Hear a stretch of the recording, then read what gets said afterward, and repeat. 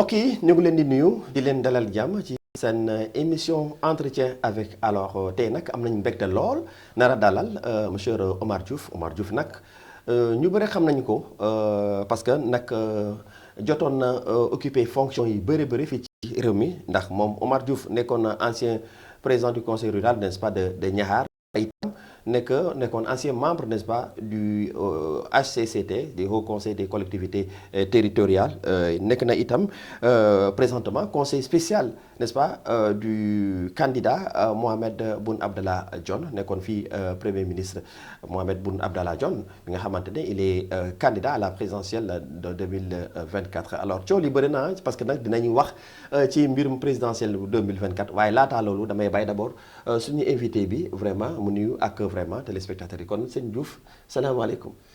waaleykum salaam wa rahmatullah wa taala wa barakaatu. maa ngi nuyu wax dëgg yàlla foog naa ne lii du mooy may ñëw ci. absolument suñu plateau yi seen plateau. effectivement kon Kandé. dama lay nuyu. di nuyu suñu. caméraman Assane. ouais. parce que miin leen moo tax ma mun a def loolu. mais dëgg c'est vrai di nuyu waa Sénégal yëpp. di wax at bu bees bi. yal na doon atu naataange. atub jàmm. amiin at boo xam ne. nit ñi sax dinañ wax ne. bu ñu xamoon 2024. nekk at bi jiitu. 2023. amiin waaw parce que yàlla mun na ko. te nit booy ñaan suñu borom da nga koy ñaan jàmm. jàmm ak salaam ci la lépp xej. Sénégal nag comme niñ koy waxee. benn bopp lañu. kenn mënuñu xaajale. séeréer beeg joolaa beeg tukulóor beeg bambara beeg ñépp ay mbokk lañu ak tukulóor. tout à fait kon nañuy def jàmm. di ko wax. rafetlu nag yéen li ngeen xam ne tey. da ngeen ma jël comme invité. pour ñu mun a waxtaan ci li nga xam ne. tolluwaayu réew mi la. tout à fait. alors c'est ce qui fait la force du Sénégal ah wax nga ko ah monsieur Diouf parce que kalante bi mu ngi fii diggante tukulóor bi ak séeréer bi ak joolaa bi donc loolu c'est très important parce que nag bi ñu duggee aussi nañu vraiment accueil bu am solo bi ñu defal et ça c'est vraiment digne d'un vrai séeréer alors sëñ Diouf dinañu wax ci mbirum actualité politique waaye laataa loolu d'abord yow sa candidat bi de Mohamed Boun Abdallah Dionne finalement sa candidature a été retenue et donc il devrait se présenter à l'élection présidentielle boo xamante ne et ça a été finalement reporté dinañ ñëw ci report bi waaye dañ ñëw ci vraiment les chances n'est-ce pas de votre candidat Mohamed Boun Abdallah Dionne. alhamdulillahi rabbil alamin. Kandé. bu ñu nuyoo ba pare. waaw ñu bugg a wax tuuti. ci chance. bu candidat wu Boun Abdallah Dionne.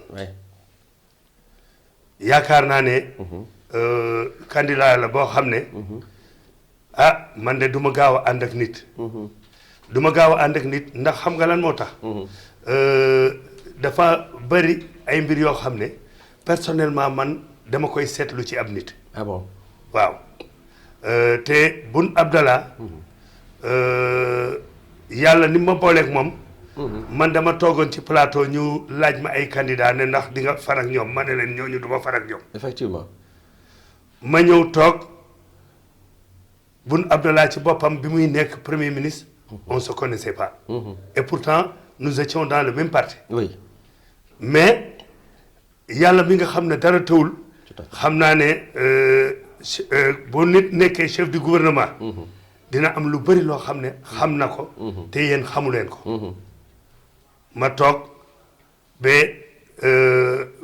sama benn xarit boo xam ne. moom itam peut-être il était convaincu que ne. Boun Abdallah c'était le meilleur candidat. ah d'accord. mu dem ci moom wax ko ne ko man de dama am benn turandoo. xarit. ma bugg nga oo ko. pour mu ñëw liggéey ak ñun. mu yëkkati téléphone am oo ma. D'accord, c'est comme ça que ça s'est passé. C'est comme ça que ça s'est passé. Alors, mais maintenant c'est chance hein, parce que ma la ko waxee rek tey candidat il y a eu 20 candidats maintenant 19. Les chances de Boun Abdallah Dionne. waaw chance bu Boun Abdallah Dionne. J'avoue que beaucoup de Sénégalais ne le connaissent pas. Il a été Premier ministre pendant 5 ans. Absolument. Sans tambour ni trompette. nit ñi xam nañ ne bi fi bu nekkee coow yi nga fi dégg yépp benn amut woon mu nekk benn candidat boo xam ne tolluwaayam weesu na fi yépp ndax nag ngor mooy doomu aadama te Abdoulaye Wade moo indi Boun Abdallah fii Sénégal c'est vrai daal di ko yëkkati teg ko ci loxo Macky Sall ñuy liggéey di liggéey Macky xam na ay compétence bu baax a baax wante dafa am loo xam ne ci biir liggéey damay ne mbirum suñu borom lay doon. c'est vrai parce que loolu il faut nit ñi di ko kontawaale mbirum suñu borom bu ñëwee lay tax nit ka jóge ca mbir ma sax moom ci boppam du ko xam. effectivement waaw mbirum suñu borom ñëw ñu tàggoo ñoom ñaar ba mu jógee ci poste premier ministre am ba tey amul beneen poste boo xam ne bon war nañ mun a wax ne moom gëddam war nañ ko jox Macky jox ko yàlla di maye ba ñu egg si fii. d'accord ak li jot a xew yépp parce que après 5 ans yi mu def mais li mujj yow xam nga ko te ñeneen ñoo nekkoon ay chef du gouvernement. ouais c'est ça xam nga kon mun nañ wax ne Boun Abdallah jig na Sénégal. d'accord jig na Sénégal loolu war na mun a doon ay chance am. beneen bi ma ciy teg itam. waaw mooy Boun Abdallah def na tour du Sénégal. étant directeur de campagne de Macky Sall à 2 reprises. c'est vrai c'est vrai. il est passé à 2 reprises. Avec brio. ci naka. élection présidentielle. on est passé avec combien 58%. voilà. élection législative amoon na majorité à l'Assemblée. kon dama yaakaar ne Boun am na loo xam ne liggéey na ko loo xam ne jar na tax nit ñi sóoraale ko. d'accord l'exception de Boun Abdallah Dionne. mooy il a dit que bu ñëwee du def 2 mandats benn mandat wu 5 ans kese lay def. defaraat Sénégal teg ko ci raay yi. teg ko ci raay yi ba nga xam ne bu ñu xasee ba defar justice defar li ñuy wax assemblée yaakaar naa ne moom ci boppam bu nekkee président de la République directive yi muy jël mooy lu war a mun a defar Sénégal. mais est-ce que loolu du ay promesse électorale rek parce que gis nañ ko ci Macky Sall le problème de candidature c'est posé avec acuité. mais ça c'est je ne suis plus avec Macky. oui mais j'avoue que ne sincèrement. nous qui étions avec lui. oui on sait très bien que li mu doon wax. ne moom 2 mandats lay def. moom la def nii de. on l'a pas poussé. oui d'accord. on l'a pas poussé te à chaque fois li mu doon wax da ko doon wax nit ñi dafa doon wax nit ñi ne leen man de wax dëgg yàlla bu jotee dinaa wax gor nag bu demee ba wax ba respecté la muy wax war nañ ko mun a ñaaw nangul ngorom même s'il a maintenu le suspense bon waaw mais léegi Omar Diouf Mohamed Boun Abdallah Dionne donne vraiment candidat parmi les 19 alors maintenant le problème c'est que il y a eu un problème parce qu'en fait le président Macky Sall moom gannaaw coow li yëngoon fii ak justement mbirum corruption au sein du conseil constitutionnel ak la mise en place d'une commission d'enquête parlementaire ak mbirum double nationalité yooyu tax na vraiment président de la République il a fait une sortie pour dire que maintenant finalement on va repousser les élections là yoo xamante ne c'était prévu pour le 25 et ce report a créé vraiment une certaine tension parce que y a eu des manifestations. foofu Kandé damay wax ne président Macky Sall dafa juum. dafa juum ci naka. gis nga boo nekkee ci ab dëkk. doon président de la République. dafay mel ni nga nekk ci sa classe. di enseigner say élèves. c'est vrai. balaa ngay def dara da ngay concerté wu. parce que man li may jiital toujours te yàgg di wax ne Macky Sall dafa am ñoo xam ne dañoo nekk ci ginnaawam di ko jox ay conseil te conseil yooyu duñ ko jig la mu waroon njëkk a def mooy élection yi ñëpp xam nañ ne jaxasoo na am na ñu recalé ñu recalé ñaan nañ dem seeti ko si Sénégal yi dinañ wax nu ñu nekk li ngeen di oote xamu leen li ngeen bëgg parce que ñooñu ñoo ko dem seeti wax ak moom si mu génn man nag politique dama ci xamul farfarloo te bu fekkee ne Sénégal rek dafa ñor ñi nga xam ne ñooy def politique kese nañuy fàtte seen bopp comme moom ni mu def démb na fàtte boppam xam ne Sénégal la ko ñor gis nga loolu bu ko defoon ci avant mu ci premier kii yam ba nu ñu koy waxatee premier sortem ba kon tey du ñu nekk fii leneen la ñuy wax mais defu ko ba li xew-xew c'est vrai est-ce ñun dañoo war a dem élection ci ay dute am na ay magistrats yu ñu tudd ci mboxum est-ce ñun dañoo war a dem ci ay élection ci ñuy wax ne ñi am double nationalité bari nañ non xaw ma loolu dañ ko war a leeral Ouais, mais est-ce que c'est une raison de repousser ces élections? Parce que, est-ce que c'était vrai? Est-ce que... Non, s'il y avait une concertation, auparavant là. Ouais. Ah, d'accord, oui, c'est ça. Su fekkee ne y avait une concertation. Bu fekkoon ne dañoo wax ne loolu de président ñun ñu nekk ñu recalé ñun ñu nekk ñu jàpp ñëpp d'accord nañ ne nañ pousse élection yi. C'est ça, c'est ça. Bu génnee wax ko kenn du am problème. Ouais. Parce que Sénégal nag moo war a ñor nit ñi. Effectivement, effectivement. Man foofu laay waxee. Ah, d'accord, ouais, d'accord. Xam nga je comprends, ouais. Mais defu ko. te looloo waroon jiitu lii mu def nii gis nga apaisement ci ab réew ci exécutif bi la war a njëkk a commencé muy le président de la république quel que soit nag nu mu munta demee parce que ku boot bukki ay xaj baw la te moom moo boot bukki yi xam nga kon li mu waroon def mooy waxtaan ak nit ñi waxtaan ci la lépp xej mais defu ko tey nag mu ngi nii wax na ko. nee na waxtaan la jiital. dinañ si ñëw sax. il y a eu suite à cela vraiment des manifestations comme ni ma ko waxee avec des morts hein. Il y a eu des morts des étudiants ne sont pas épargnés il y a eu tellement finalement depuis 2021 est-ce que vraiment ñun finalement Sénégal mérité na loolu que l'on soit pris en otage par les politiques finalement. mais j'avoue que ne. quelque part damay toog ba ci sama ro. ba si yàgg ma ruus. ah ouais.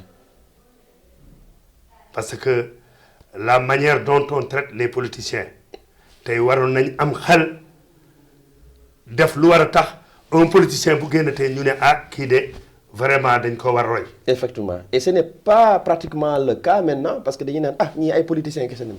mais des fois dama koy bañ. l'éthique dans la politique dafa mel ni man des fois dama koy bañ. damay wax ne. politicien mos naa la ko wax ci émission. si dama la mos a wax ne la politicien dafa war a doon kenn koo xam ne dafa social. c'est ça et accessible aussi. xam la waaw donc accessible. accessibilité bi c'est très important. oui c'est vrai parce que ay nit a la fal. c'est vrai xam la c'est vrai. am yërmande. c'est vrai c'est vrai. xam la ñetti ñi boo ko defee ci politique yaakaar naa ne dara nekkatul loo xam ne lu la war a mun a sonal la. te dina tax itam ñu am beneen qualification bu ñu qualifié.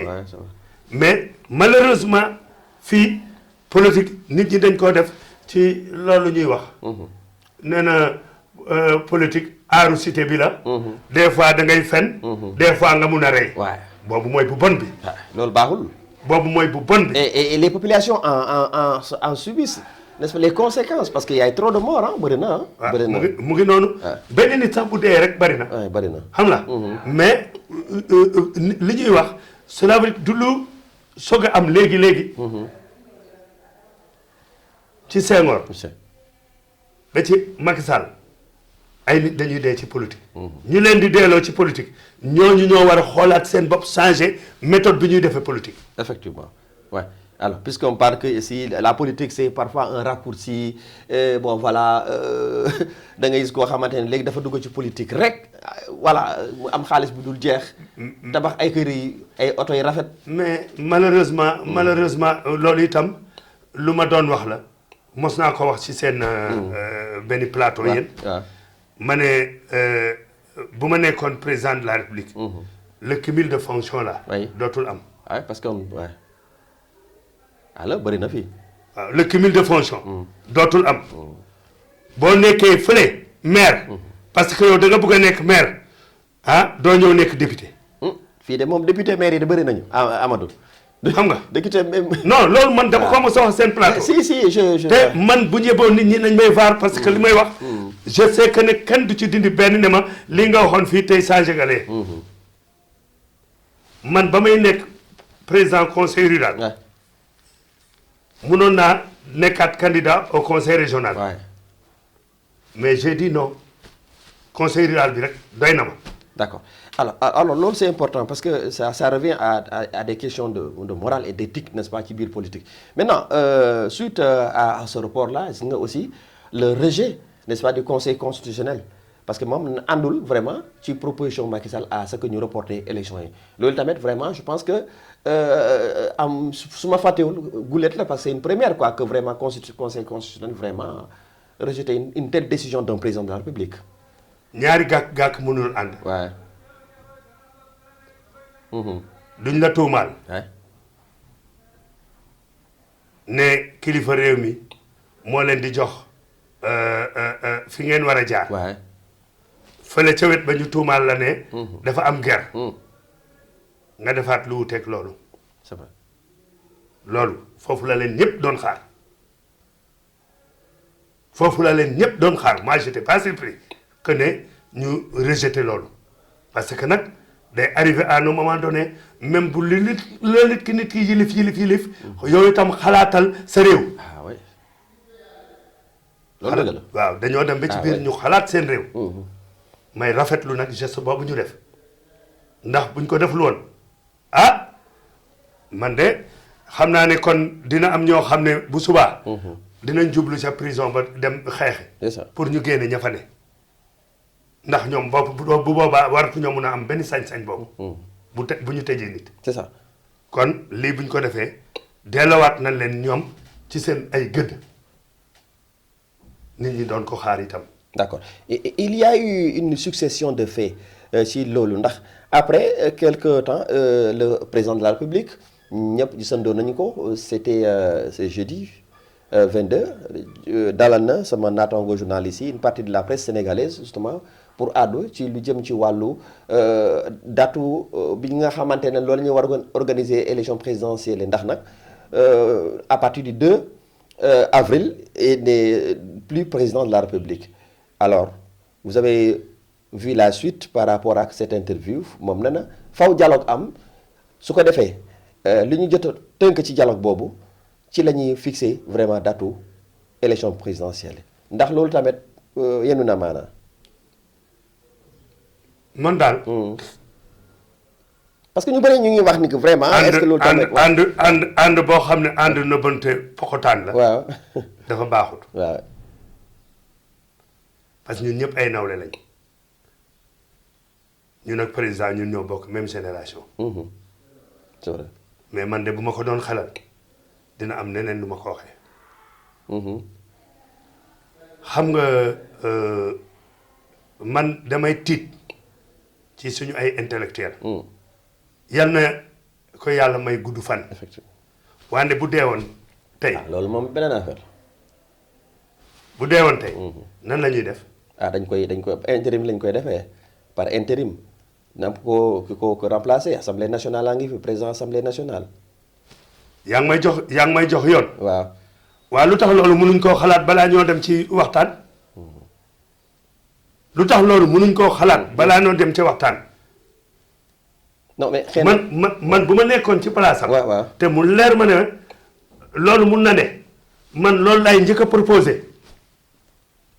mais léegi élection yi parce que quand même. parce que élection yi. fi ñu ko bëgg a def. waaw xam nga man am na loo xam ne daf may jaaxal. waaw bu ñu nee ñun ay jullit lañu. waaw à 95%. c'est ça. ñu suñu weer bi nga xam ne moo gën a neex ci weer yi. waaw ci la ñu weer gën a mun a jaamu suñu borom. ci weer koor bi wax dëgg la nag. ñu ñuy jëmale ci biir ay élection loolu mais Kandé nañu waxante dëgg. c'est vrai xam nga vraiment ñu bëri gis ñu loolu. nañu waxante dëgg. waay parce que ñun xam suñu weer kon suñu njulit doon ay julit des na. waay c'est vrai. man nag bu may wax li may wax ci kaw laa koy waxee. parce que dama bëgg nit ñi xam ne li may wax vraiment dama koo seetaat ko.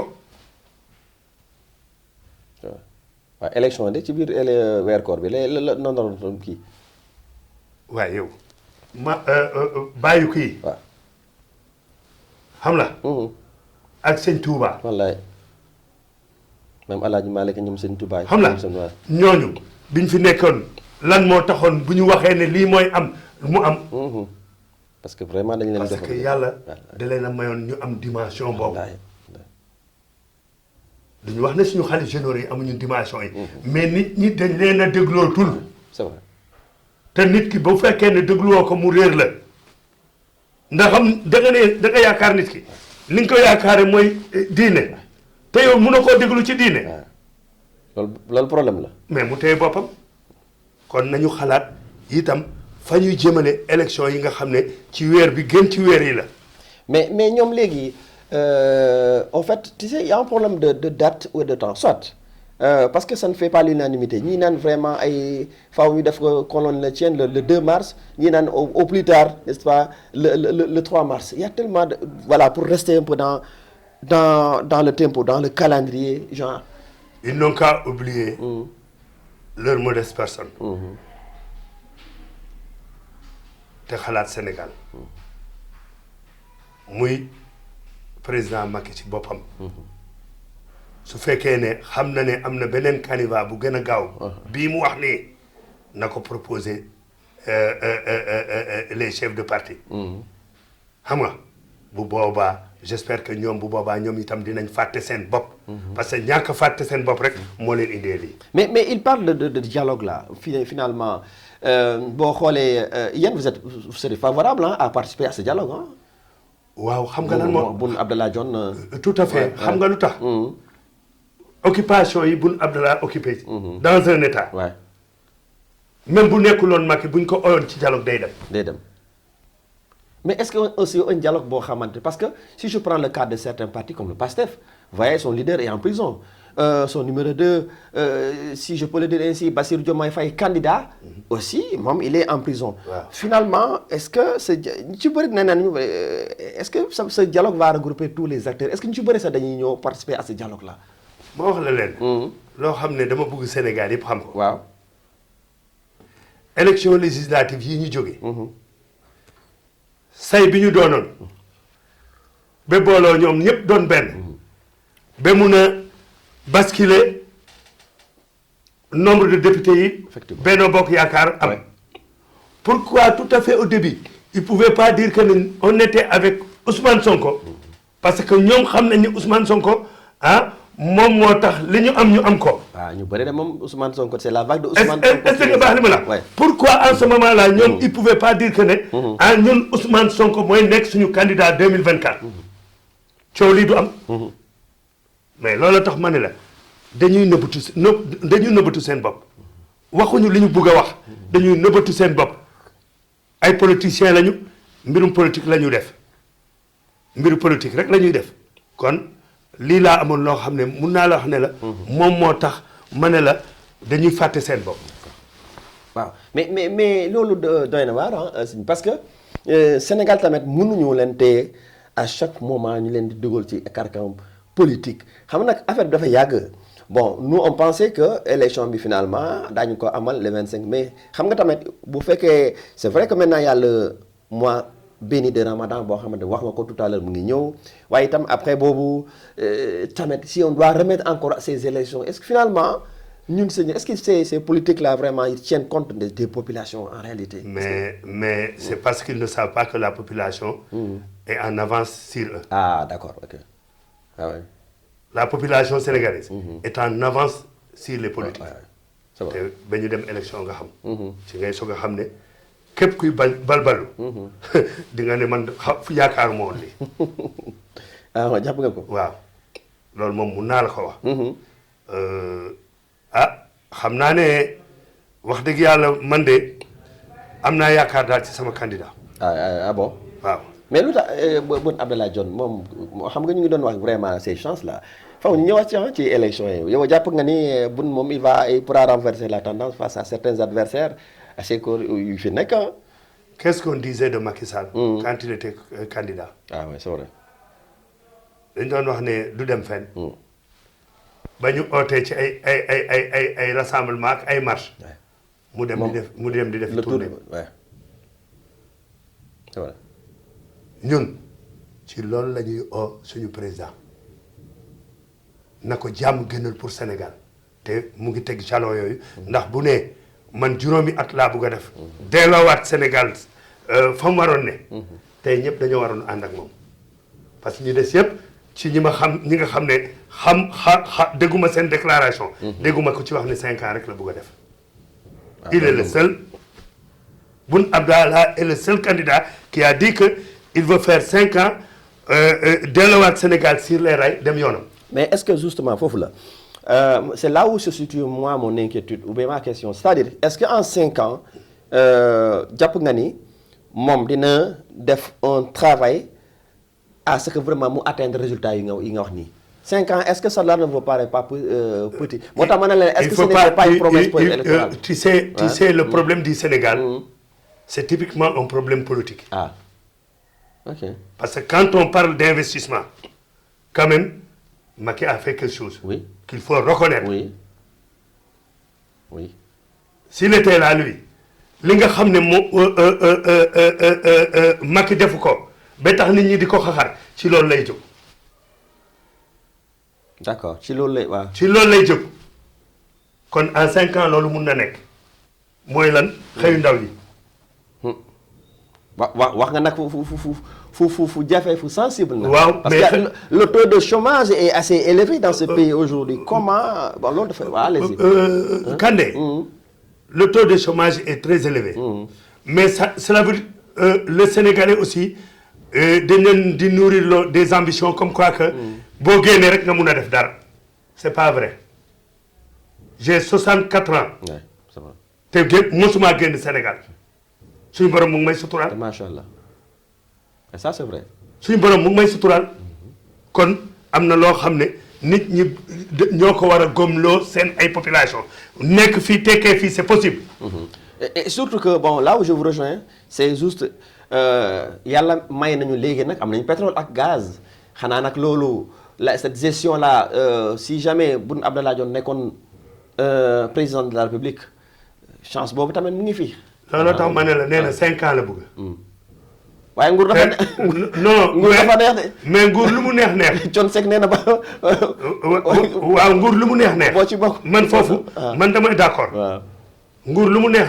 waaw amaan naa kenn def na ko parce que Macky amoon na gars yi bu ñu mosee rek c'est fini. amoon na 7 ans. waaw bi mu ñëwee mu ne moom dafa ne ñaari 5 ans la wax. 7 ans bi da koy wàññi. waaw xam nga man loolu lay waaw mais man justement man nag yooyu laay bañ parce que après ces calculs là ku fal aussi après nga ñëw ne la. non loolu. Macky à un moment donné. nit ñi mu doon àndal nga xam ne dañ ko doon xelal. comme ñu mel ni ñun ñëpp dañoo bàyyi en rade. ok mais bu fekkoon ne mu ngi fi ñun ay séeréer lañ nag. duñu ay Haalpulaar comme moom. duñu ay Haalpulaar comme moom. yaa ngi tooñ ak sama mbokk. oui waaw duñu ay Haalpulaar comme moom Kandé. bu boobaa xam nga moom dañuy lekk cere yu bëri. waaw bu boobaa. yaa ngi sama caméraman bi moom Haalpulaar la. waaw man dama leen di tooñ rek duñu Haalpulaar séeréer lañu kon naroon nañ ko wax ne ko Macky yow de defal lii defal lee. waaw c'est vrai waaw. c'est vrai que. loolu la loolu moom am na ci bon man je pense que Diouf je pense que loolu wax nga lépp waaye nag ambition baa ngi fii une gestion c'est une autre chose c'est vrai maintenant que Boun Abdallah Dionne il connaît l'appareil étatique pour l'avoir pratiqué il nekkoon na fii premier ministre on verra bien après la suite n'est-ce pas de tout cela waaye il y a beaucoup de travail à faire ñu ñaan rek travail boobu yal na ko Boun Abdallah mun a yeggaleeg jàmm. te mu doon lu jig Sénégal. parce que bu nekk lu war a jig Sénégal itam. waaw wax dëgg yàlla yal na bu mu ko nekk. d'accord alors egg nañ ci njeextalu émission bi c'est vrai maintenant que ci sa et c'est important. Vous avez vu, comme la ko waxee fan yi, les manifestations là, en tout cas, il y a eu beaucoup de dégâts. Maintenant, récemment, avec le ministre de la Justice, génn na mooy maître Aïssata Tall Sall wax na un peu par rapport au bilan. Bon, ñu bëri d'accord ñu ci mais en tout cas ban message ngay lancé à ce que vraiment qu'il y ait cette stabilité fii ci Sénégal. Qu'on cesse de faire de la politique politicienne. Ah, d'accord. Politique politicienne. dëkk yi yàqu yépp moo ko yàq. di ñaanal Sénégal jàmm. di leen di wax déglu leen kilifa diine yi. am nañ solo lool suñu réew. buñ leen dégloo yaakaar naa ne waxuma pétrole de wante jamaa bi ñuy wax ne day feeñ sax Sénégal dina fi génn yokk. D'accord. waaw kon jàmm rek la ñu war a ñaan Sénégal suñu ay njaboot ñi nga xam ne liggéey da leen a manqué ñu def conditions yu war a tax képp ku yore réew mi liggéey boobu moom na doon loo xam ne di nga ci xar sa tànk tubéy. Je vois que Fanny, ça, coupez-moi là, mais le président de la République a procédé à la libération de beaucoup de détenus. Et puis, on parle même maintenant de la libération d'Ousmane Sonko. Parce que duma ñaan jàmm. ba pare di wax ne duma ànd ci libération Ousmane Sonko. fay tey mooy nekk ñetteelu yoon bu may tudd Ousmane Sonko. Effectivement. parce que man daan moo ko woon tudd. Si. li may ñaan mooy Sénégal am jàmm Ousmane Sonko bu génnee na xam ne doomu réew mi la fii la jànge fii la màgge fii la amee lépp jour bu suñu borom ne day nekk président de la République doomu aadama mënuñ ci dara mais nag na jiital réew mi ba pare bu jiitalee réew mi yaakaar naa ne mbébét bii nga xam ne moom la ñuy ñaan ñun ñëpp dina nekk loo xam ne wax dëgg yàlla ñëpp dinañ ci topp parce que ñun Sénégal lañ amuñu feneen man mosuma immigré mosuma tukki yoo xam ne dama fay toog ay ñetti weer wala ñeenti weer maa ngi tukki nag fu nekk xam la mais mosuma tukki fenn ba am fa ñetti weer wala ñeenti weer xanaa période Covid bi nga xam ne daf ma fekkoon en France mu téye ma fa mais sinon fii laa xam Ndakaaru laa xam kon képp ku ma gis mu bugg a yàq suñu réew man de yow yaay sama ennemi di ñaanal ñëpp jàmm di la ko ñaanal yow mii merci jërëjëf nga xam ne yow à chaque fois wax dëgg yàlla bu mbir amee di nga ñëw pour xam man lañ moo ci sama xalaat yàlla nag yow la nga may poser ay question ma ciy tontu mu doon lu war a mun a dugg ci ay nopp Sénégalais yi ci barke Mouhamed sallallahu alayhi wa sallam allahumma amin en tout cas kontaan nañ trop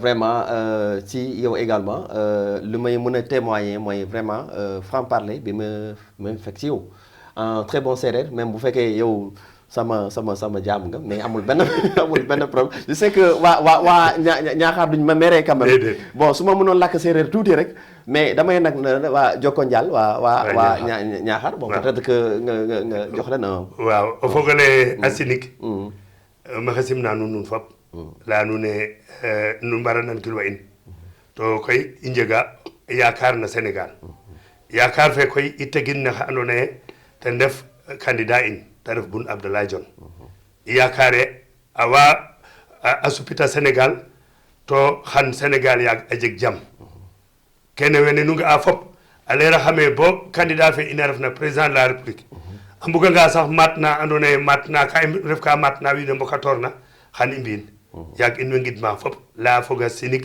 fo a mbey fo a ol fope in way simna nuun ngeɗana nuun jam alors c'est comme ça qu'on dit i Jokanjal voilà merci man daal ci séeréer nee naa la i laa xam i daal xam naa ko Jokanjal mooy jërëjëf kon jërëjëf Jokanjal merci beaucoup alors mbokk yi li moo nekkoon seen émission entretien avec alors vraiment man su ma ñëwee ci doyen Diouf vraiment voilà dama ciy kontaan trop nag moom moo nekkoon Omar Diouf suñu invité bi Omar Diouf nekk conseiller spécial n'est-ce pas du candidat Mohamed Boun Abdallah Dionne, candidat à la présidentielle de 2024 waaye itam jotoon na occupé moom Omar Diouf fonction yi bëri précédemment mel ni membre du Haut Conseil des collectivités territoriales waaye nekkoon également ancien président du conseil rural de Niakhar.